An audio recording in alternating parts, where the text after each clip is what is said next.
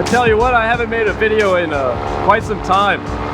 And I think it was actually back in like January or something I made the reserve pack video. So I've wanted to cover my top 3 rules, personal rules that is, for flying paramotors and just generally being into paramotoring. And they're kind of things that I try to remind myself of every time I fly, or every time I do something paramotor related. I think I'm going to keep this video pretty short. I'm not sure I want to go into a whole lot of detail about most of my thought process on my 3 rules, mainly because I am terrible at articulating my thoughts. So my first rule I wanted to talk about was, every time I go out to fly, I want to have a plan. And the goal is to stick to that plan. Now, the plan is constantly changing up until the point to where I decide I'm going to fly. And at that point, I have an idea of what it is that I'm going up to do, or why it is that I'm flying that day.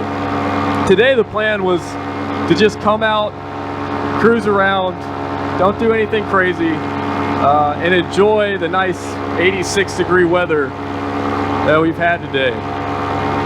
And so far it's beautiful. It's like 8:30 right now, nice and warm, no complaints. We're just cruising, sticking to the plan. When you start to deviate from your plan mid-flight, that's when you can kind of find yourself in a situation that maybe you don't want to be in, or maybe you're not prepared to be in. So on my risk assessment for flying, part of assessing said risk is making sure that I stick to that plan. Usually, if something goes wrong, you're not going to be surprised because you knew what you were doing when you went out to fly. The second rule I'm always trying to follow when I'm flying is to challenge myself each and every flight. What about my flight can I do to make myself better? How can I improve on what I'm already doing and not stay stagnant? And challenging yourself will help you fight complacency, as well as improve on a personal level, whether it be practicing your spot landings, whether it be maintaining altitude better, whether it be turning and exiting your turn exactly where you wanted to exit.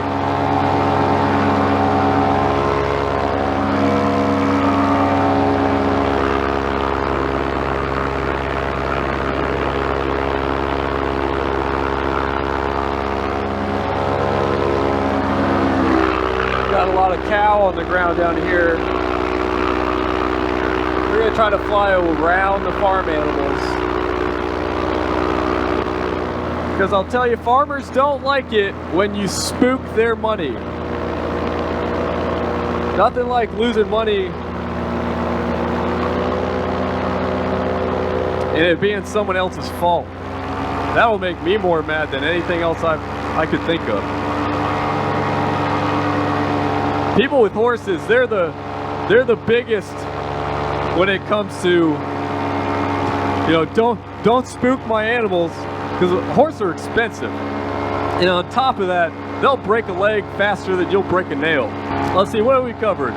The first one, make a plan, stick to the plan. Second one, always challenge yourself. Be a better pilot when you land than when you were when you took off. And then my third rule, and this one's difficult for me because I'm a social creature with little self-control. But if you want to be happy and successful flying paramotors, avoid the drama. Before I got into paramotors, I was big into cars. I was into the performance car scene. Really, I didn't discriminate against any type of performance cars, but I did like what I liked. But the reason I left the car scene was because of the insane amount of drama. And people wanted to argue and bicker and talk crap more than they wanted to work on their cars or drive their cars fast or have fun. And it's very easy to get back into that same position of stumbling into a pile of drama within the paramotor community. But it's just human nature for it to happen, but it's really not necessary, and it's, at the end of the day, it's not fun making enemies. It's not fun putting people down. It's not fun having other people put you down. It's worth it to avoid it. If you're somebody who enjoys drama, which I do, I'm not gonna lie, enjoy it from a distance, live vicariously through others, but at the same time, try and persuade people to not cause problems or get personal, because that's not what paramotoring is about. Paramotoring is about flying and having fun and being safe. And if somebody can't take constructive criticism when it comes to safety, I would recommend not flying with those people. And that goes back to my rule number 2, which was always challenge yourself. Be a better pilot when you land than when you took off. So those are my 3 rules. My 3 rules that I have many more than 3 rules that I fly by, but they're the 3 that I hold closest to myself. So I'll stop talking. Maybe I'll throw some footage in of the rest of my flight. Who knows? Check the mic and make sure it sound right, boys.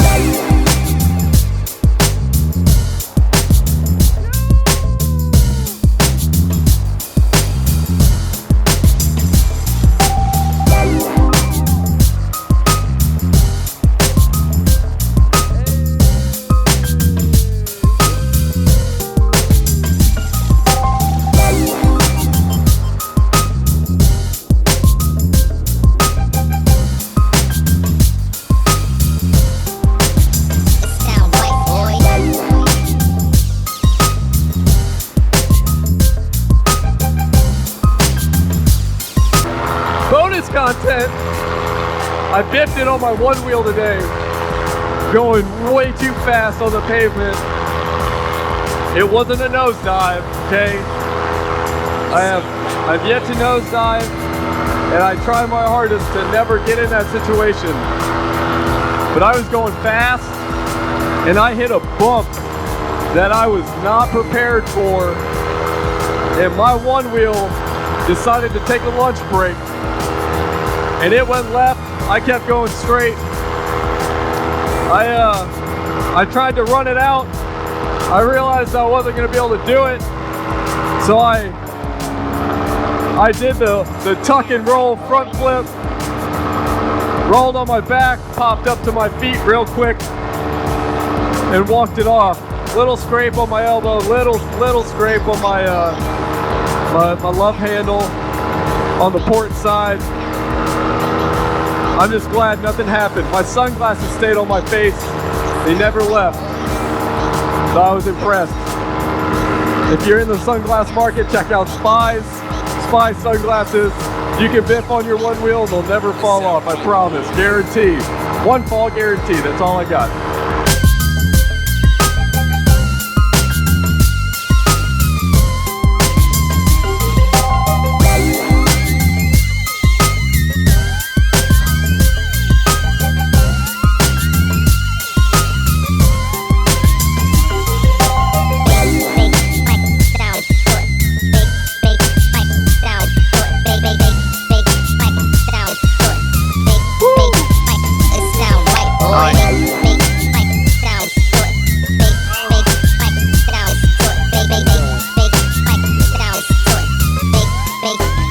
It sound right, boy.